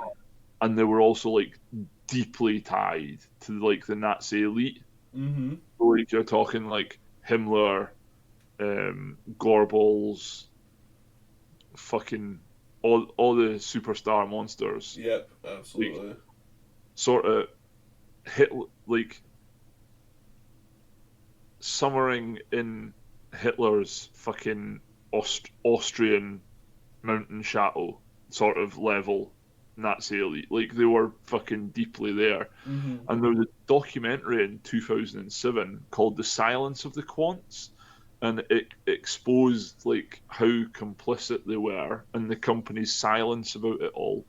And this is a big thing. Like it's very much not publicly acknowledged or anything with any of the big German companies. Like this is swept under the rug, like it didn't happen. Yeah. I can totally imagine that. It's like the Family Guy skit where they're touring Europe and they're on the tour bus in Berlin, and like Brian's like, what happened here? There's nothing in here between 1939 and 1946, and the guy loses it and goes, "We were all on holiday. Nothing happened on those years." Like it's very much like that. Um, We won't talk about it. precisely. Yeah. So BMW, an interesting fact about BMW, you know how they've got the segments on their badge, the blue and white quarters of the circle. Yeah. Are they a That, propeller? that that's actually to symbolise a propeller spinning. Yeah. Hmm.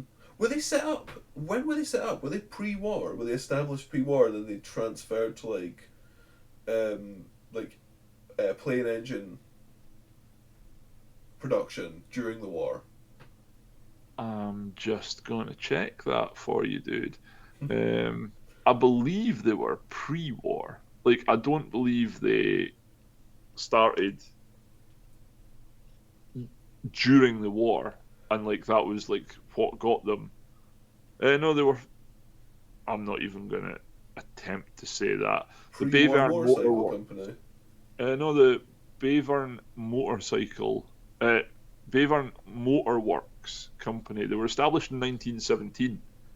Um, Okay. so, so Okay. they were comfortably pre-war, although you would argue they were just in time for the First World War. Yeah, they were founded Um, during the First World War. Yeah. yeah, Yeah. uh, do you know? Can I ask another question? hit me. So they were used in the airplanes in the Luftwaffe. Did BMW do the inline motors for like the BF 109 and etc.? I believe they did. Just trying to find that because this was one of the ones I was quite high level on. No, sorry, I'm the one that asked the most No, questions on. it's perfectly okay. I should have fucking anticipated this because airplanes are cool. I can't remember. Um, Was the Fokker Wolves weren't radial, were they? no, they were like they were a bit like the Spitfire. They were a V engine. In fact, Ah, they I were a remember this V. because I was watching. Um, there we go. Aircraft engines, motorcycles, and automobiles were BMW's main products until World War II. During the war, they concentrated on building the BMW 801 engine and used as many as 40,000 slave labourers, primarily from concentration camps, most prominently Dachau, which is a fucking horrible camp. So the BMW 801 was a 41.8 litre 14-cylinder radial engine. And it was used in the 190. Yep, the 190 and the Junker 88. So they didn't make the inlines for the BF 109s then. They didn't know. I don't think they did. I'm just going to have a little look and see what engine was in the BF 109.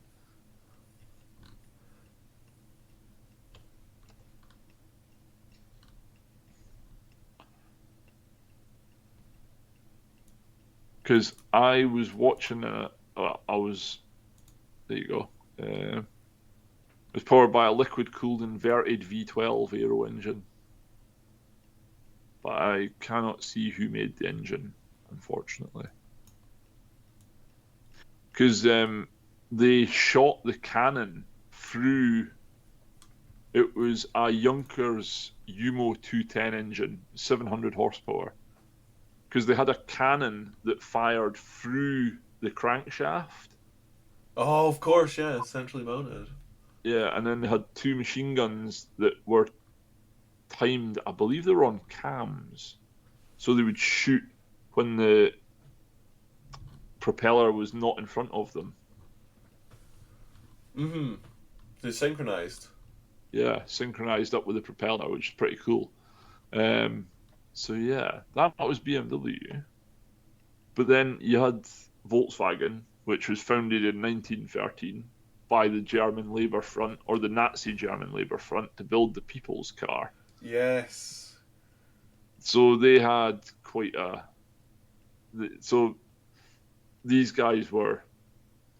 It was a Nazi-founded company, so you can imagine what the conditions were like. So it was forced labour from concentration camps, including Auschwitz, they took from pretty much everywhere. And they were under brutal conditions at like VW's Wolfsburg plant. Mm-hmm. It wasn't publicly acknowledged by VW until the 1990s, when it established a compensation fund for survivors. Would there be any survivors left by then? Yeah, There'd have been a few. I mean, you're talking. I mean, the what they did in the camps. There was 6.6 million people killed through it. So there was quite a lot there when they were liberated as well. There was arguably more people killed, but there would have been several. There'd have been quite a prominent number of survivors in the 1990s, certainly.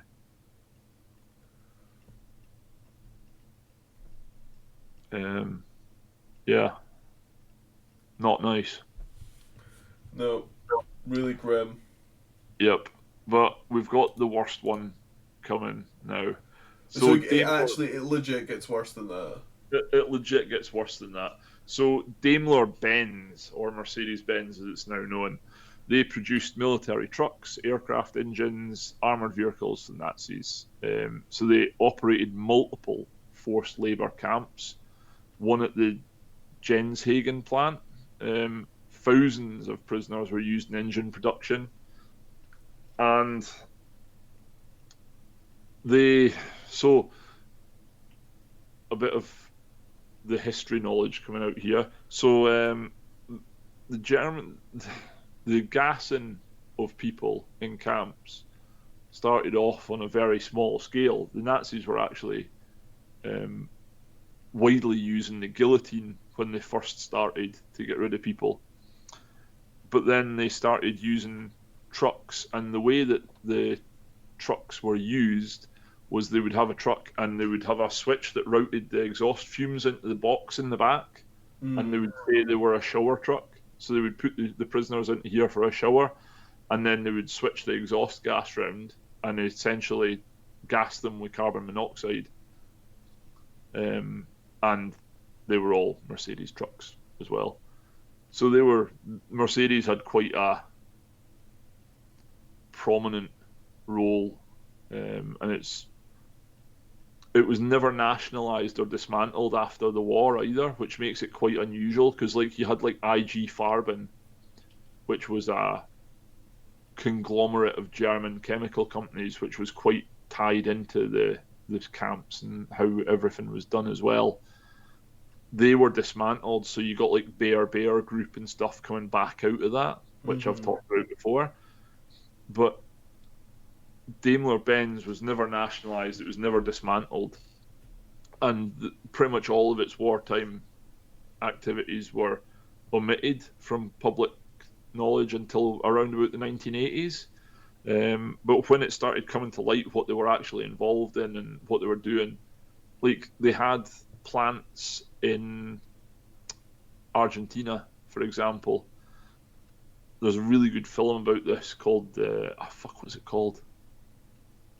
It'll come back to me, about capturing Adolf Eichmann, who was the architect of the Nazi final solution, and he was caught by a group of Jewish operatives in Argentina, and he was smuggled from Argentina back to Israel to go on trial. There's a really good film about it on Netflix, so if I find the name of it, I'll put it in the description, or I'll say it at some point in the future. So he worked at a Mercedes plant there, and the Mercedes plants in Argentina were very well known for being a hiding place for Nazis and their families when post-war.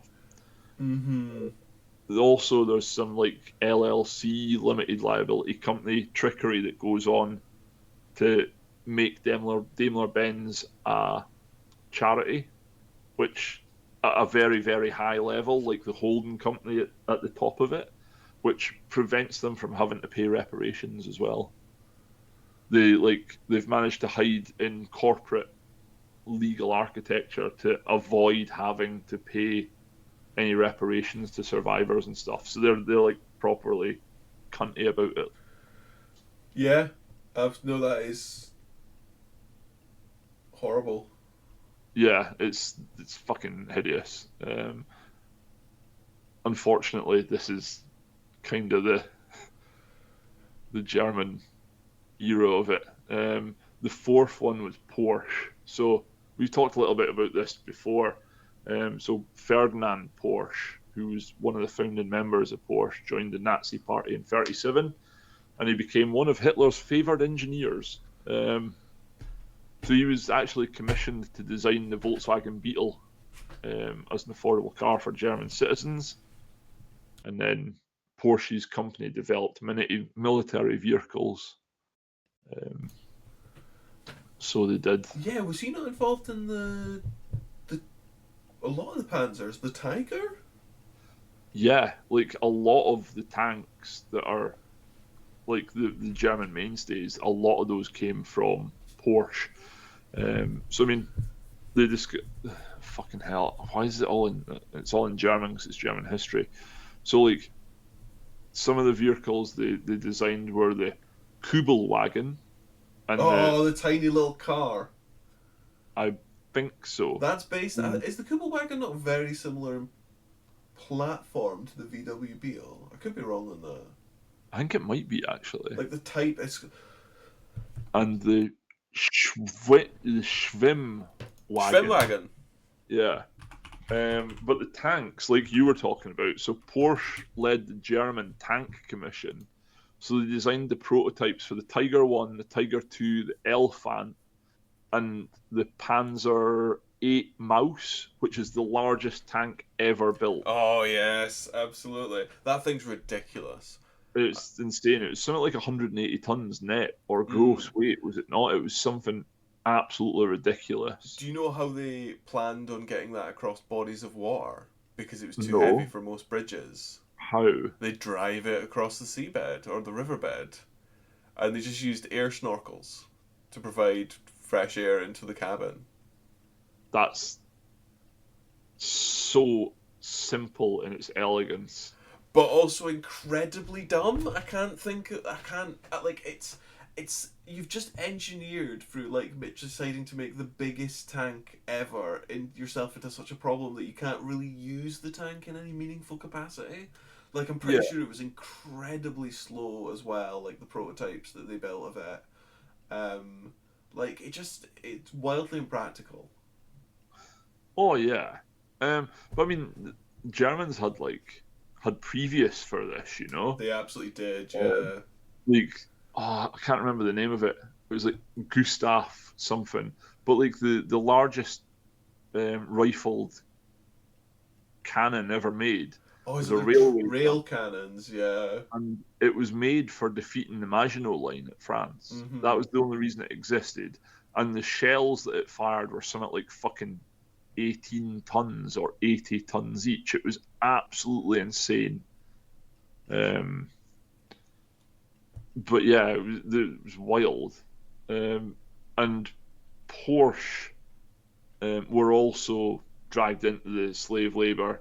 So the Volkswagen factory at Wolfsburg, where it was used to build military vehicles, and prisoners worked under brutal conditions again, and Porsche directly benefited from it. Which it's the same with all of the German industrial companies. To be fair, they all had hands in the pie. There's nobody innocent here. Mm-hmm. Um, After the war, Ferdinand Porsche was actually arrested by French authorities for war crimes, but he was never tried. He was released after 22 months in prison, which is, yeah, Getting like off lightly. getting off very lightly for what he had a hand in. Mm-hmm. The Porsche brand pivoted to sports cars in the 50s, starting with the Porsche 356. So they made a pretty big leap to distance themselves from what it was. Mm-hmm. They never fully kind of reckoned the Nazi legacy, though. So But again, they're another one that have just not really addressed it. yeah, they're like, we'll just continue and never talk about this. It's like we're just not gonna. There's almost a bit of burying your head in the sand. Like they're like, oh, we'll just ignore it, and it never happened. 100%. I think I find the particularly like outrageous for the likes of like Benz, Porsche, and Ford, because it's literally these guys' names. Yeah, Like, how do you get away from that? You know, Mm, absolutely, but it's kind of like it's quite insulting that these car manufacturers still carry the name. it is like you would have thought you would make an effort to shed that to get away from it. You know. Yeah, absolutely. Because then when you look up, oh, like, oh, who founded Porsche, and you like find out that it's an actual person, Ferdinand Porsche. And that Like, yeah, he was chummy with all the big bads of the 1930s. You know. yeah, absolutely. I'm not saying like trying to like hide the history of because that's what the car manufacturers are trying to do right now.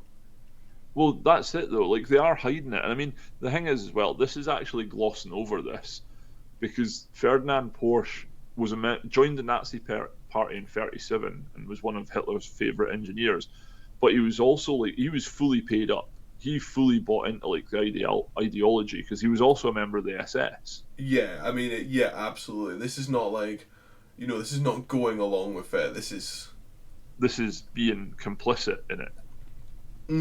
Well, I You mean, you're know? complicit in it if you go along with it, but like, Yeah, he was like a real foaming. He was a zealot. That's it. precisely. That's You it. know, and I'm not going to say anything more on the subject after this, but there's a fucking reason that Germans in black uniforms with SS symbols on them were fucking murdered and not taken prisoner. You know, Mm. when when the Allies swept through Germany, there's a reason those fuckers were treated the way they were treated, rightly or wrongly. I'm not saying two wrongs make a right, but you know, Yeah. No. Absolutely. Yeah. some things just have to be excised. But anyway, on to a lighter subject now. So, Japanese automakers, none of these are like really as dark, which is why I've done these ones last to kind of lighten the mood a little bit. Um, So the lighter side of shitty behavior. yeah. So, like Nissan, it turns out was the backbone of the Imperial Army. Um, so, like, during World War II, Nissan, which was part of Tobata Casting Company, or the Tobata Casting Company, sorry, they produced trucks and engines for the Japanese military, but they benefited quite a lot from Japan's like imperial expansion. So, like when they invaded China and like when they started crossing the water, they benefited a lot. But an interesting How thing did about they all the benefit? Was it Japanese like the labor, or was it access to like new material? labor, material, and also like just the greater need because they were like their primary supplier for trucks and stuff. Aye, the more the Like Imperial Army like expanded, the more truck they the needed. more Yeah, needed. So totally. they definitely profited off of it a lot. But it's quite interesting for all of the Japanese big companies. Um, like Nissan, after the Second World War, pivoted to civilian production, and it was backed with US support, and it avoided scrutiny for its wartime role. Like there wasn't an awful lot of shade or like shit thrown at them. It was very much a case of we're rebuilding here, and somebody needs to be civilian production, and Nissan was in pretty much the right time at the right place at the right time to Mm-hmm. get Yep. it. Mitsubishi, on the other hand, didn't really get that. So Mitsubishi Heavy Industries built the A6M, sorry, Zero, Yeah. which Absolutely. is I was like thinking about Mitsubishi Zeros. ubiquitous aeroplane. You know, Mm-hmm. they're another one as well. The free I've, I might be wrong here, but I'm pretty sure the free diamonds for Mitsubishi is a propeller. Oh yeah, absolutely. But I'm more than happy to be wrong on that because I might be talking shit. Um, but post-war, they were broken up, so the Allied forces broke Mitsubishi up, like what they did with a lot of the German companies. Mm-hmm. But Mitsubishi Motors emerged from this, and they basically carried the brand forward, but they didn't really reckon with the military past. Although I don't think that's a bad thing if all you've done is supply a military. There's plenty of companies that do that now. Um, I don't know. I think it matters what the military are up to. Like, I think yeah, there's a difference between supplying a country for defense against like an aggressor and supplying an aggressor. yeah, I'll give you that then. Um,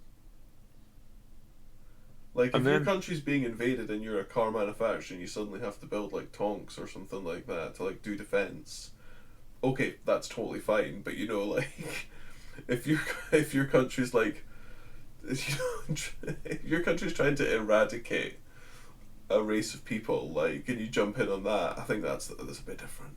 oh yes, no, like when you're complicit or go along with the genocide, then there's an issue.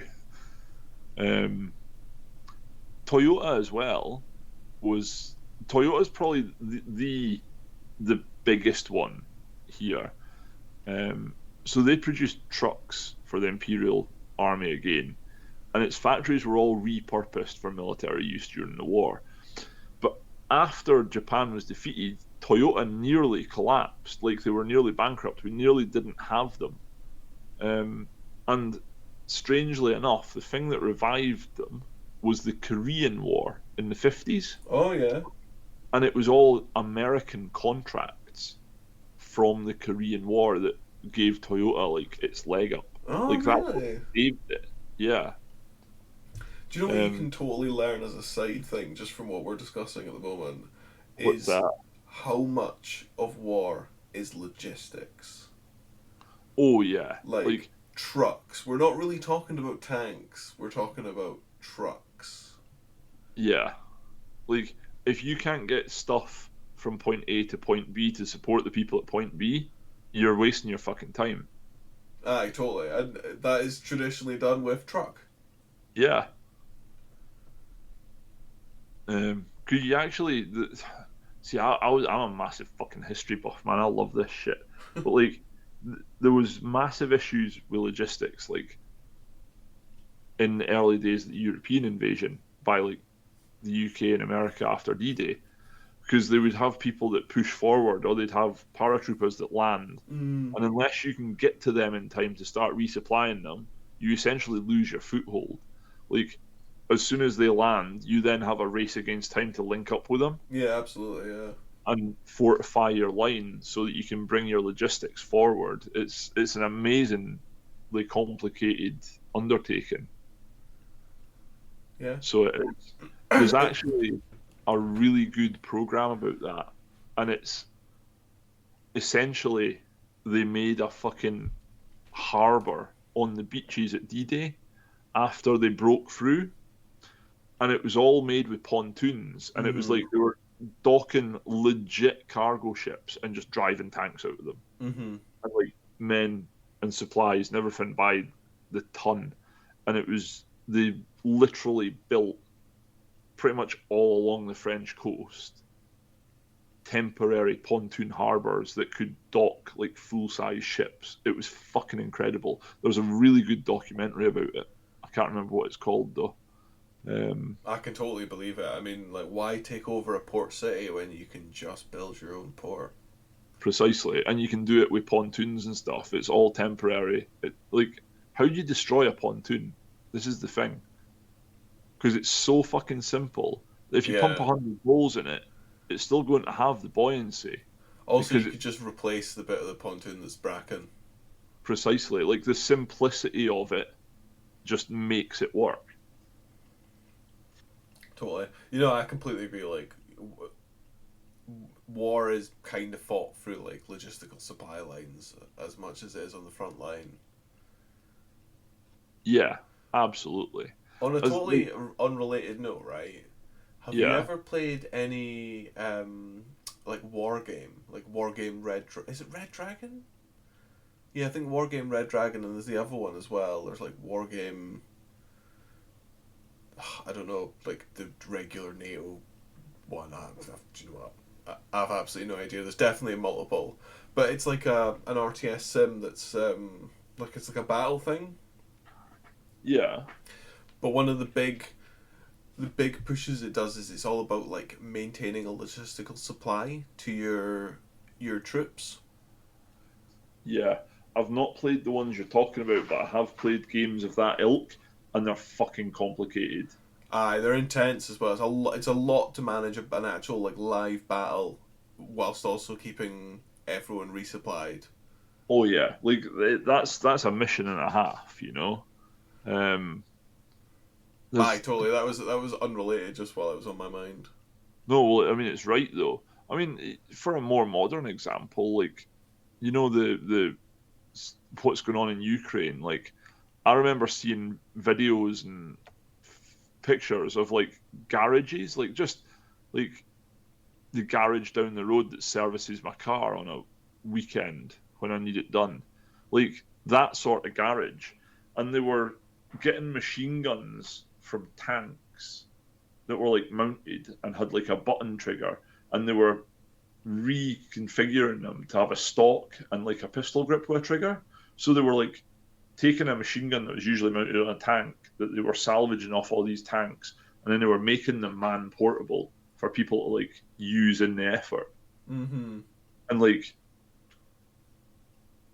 that's kind of almost what you need is like everything from massive car factories to small garages, like everything turns to support it. Like that's the sort of logistical undertaking you're looking at. It's fucking insane. Yeah, absolutely, absolutely. So yeah, we turned a Well, little, we turned a little bit unrelated stuff there for a yeah, bit. Another tangent. yeah, a little bit unrelated, but I kind of wish we'd done the fucking World War II stuff first because it feels like we're ending on an absolute downer. I know, totally. This episode tonally has been all over the place. Like Yeah, it's, it's I've been like ranted about Elon Musk and told a funny story about Henry Ford. and like light-hearted comedy, and then I just come in at the end and I'm like Holocaust. Yeah, you'd be like, oh, by the way, all German car manufacturers. All of them are complicit. Yeah, all of them are complicit. Yeah, man. Right? Do you know what, man? Do you know what? There's a fair to middling chance that I get a new laptop tomorrow.